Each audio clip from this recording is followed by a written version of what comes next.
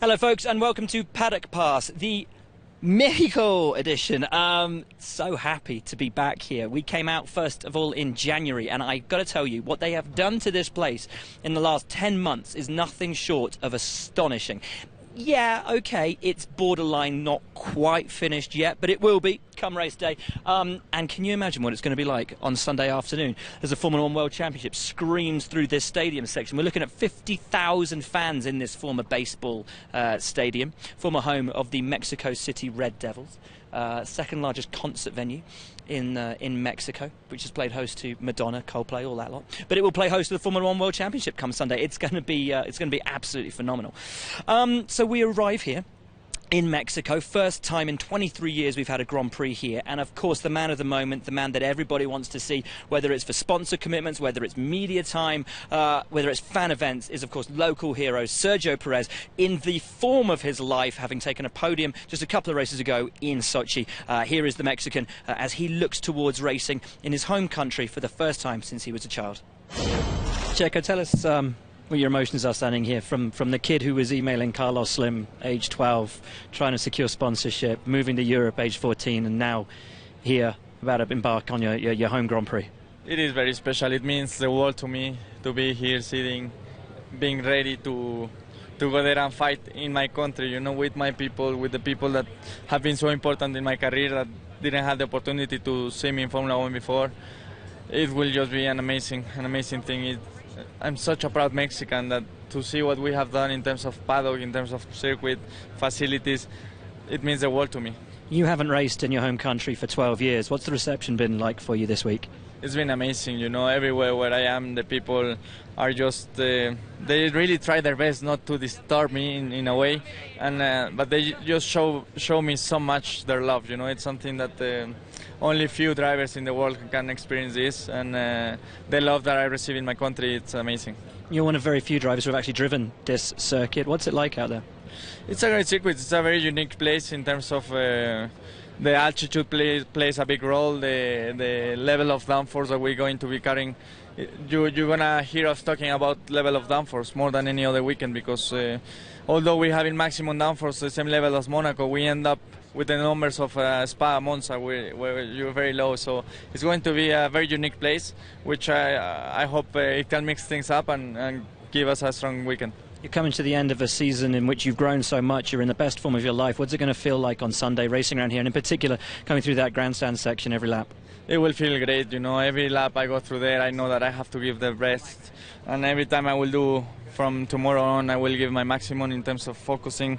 It will be a lot of tension, but at the end of the day, the most important thing and the only thing that matters is what I can do on Sunday for them. So all my focus and all my thoughts are for what I can do for Sunday. So from a driver looking forward to taking part in his first ever home Grand Prix to one who had that very honour just a week ago, Alexander Rossi at Mana Marussia actually went into his teammate, Will Stevens, just there at the start of the race, damaged his car a little bit, but valiantly held on, very nearly scored points, had a great battle throughout with Felipe Nasr at Sauber. So here's Alexander looking back on that wonderful week in Austin. Alexander, 1 week on from Austin, looking back, how much fun was it?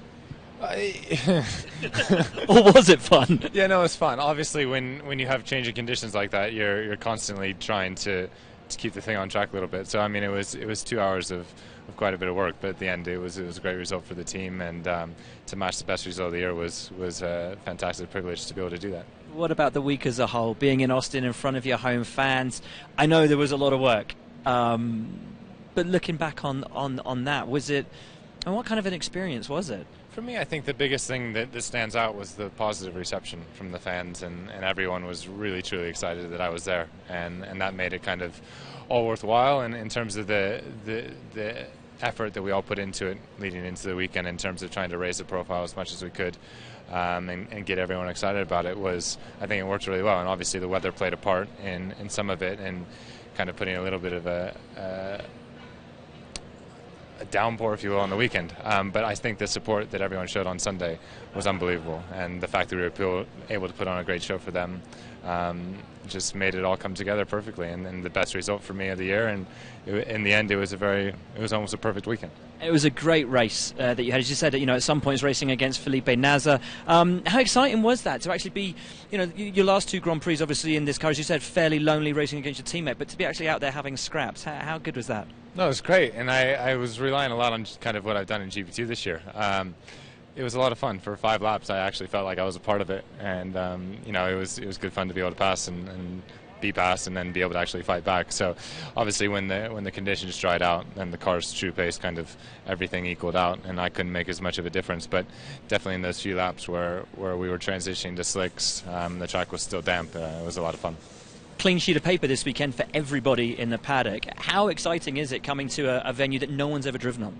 Actually, I drove it in 2008, won the World Finals here in Formula BMW. But it's changed slightly, only the end. So I think I'm going in with more kind of preparation than anyone on the grid.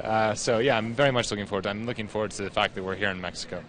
It's been no secret that it's been a sellout event for quite some time now, and it's a great thing for Formula One to go back to a race that has so much history in the sport, and it shows that the sport is really appreciative of these venues, and it shows that the sport's still growing. How enjoyable is it racing here in Mexico? As you said, you've raced here before. The track has changed a little bit since then, but just as a venue, as a place, what's it like? Oh, it's amazing. I love Mexico City. I love coming here, and it still has kind of a bit of essence of America, so it doesn't feel that strange to me. And there's a lot of things that are very similar. So in the end, it's kind of like a second home race for me, if you will. You've got a busy few weeks coming up, obviously here. You're going to have to go back to race in GP2 again as well. How are you coping with the constant shifts? I'm taking it one day at a time. This weekend's the main focus at the moment, and then Brazil. But then, as you said, it's 3 races back to back. So it's Brazil, Bahrain, Abu Dhabi, all back to back, with obviously the last 2 being in GP2. But at the moment, I'm not thinking about that at the moment. Just GP2 is completely out of my mind, and focusing on doing the best job I can this weekend and beating my teammate and qualifying the race. Alexander Rossi did a great job in America. As you said, very nearly scored points. His future, though, is uncertain, regardless of the fact that he's doing a great job week in, week out. Lots of rumours that he will be back at Manor next year. Obviously, we hope that he is. One team, though, that has secured its driver lineup for next year are these guys over at Lotus F1 team. Jolyon Palmer will be joining Pastor Maldonado. We caught up with Maldonado this morning, though, just to talk about how difficult the season's been for him and what we can expect from Jolyon Palmer. Obviously, Palmer having been Maldonado's teammate this year, albeit in a reserve driver capacity. 3 races to go. I know it's been a tough season. How much are you looking forward to it being over? How much are you looking forward to next season? Yeah, it's been a very tough one, but at the same time, we are still pushing hard, trying to achieve good results, trying to be consistency in the points, even without having any new upgrades in the car. But still fighting for good places in the team championship, and we just need to try to do our best until the last race. Good races for us coming on, so let's do our best and keep pushing hard. Jolyon Palmer has been announced as your teammate for next season. You're both GP2 champions. He's been your teammate now for a year. What can Formula One expect from Jolyon next season? Jolyon being very professional in his part, his role this year, working very close to the team, and good job in the simulator. So I hope he can adapt himself quite well to the Formula One conditions. And I wish him all the best for his future. How much does a season like this make you grow and mature as a driver, having to go through the difficult periods? Yeah, I think it's helping a lot, in the maturity of the drivers. It's not easy to accept that you don't have the chance to fight for something else in the championship. But on the other hand, we've been working very hard together as a team with what we have, and sometimes we were achieving even more than what we deserve. So hopefully we keep doing well until the end of the season. The team is united, and keep pushing. And here in Mexico, tell me what you think of the circuit, and in particular, obviously, we've lost the Peraltada final corner, but we've gained we've lost half of it. But what do you think about the stadium section at the end?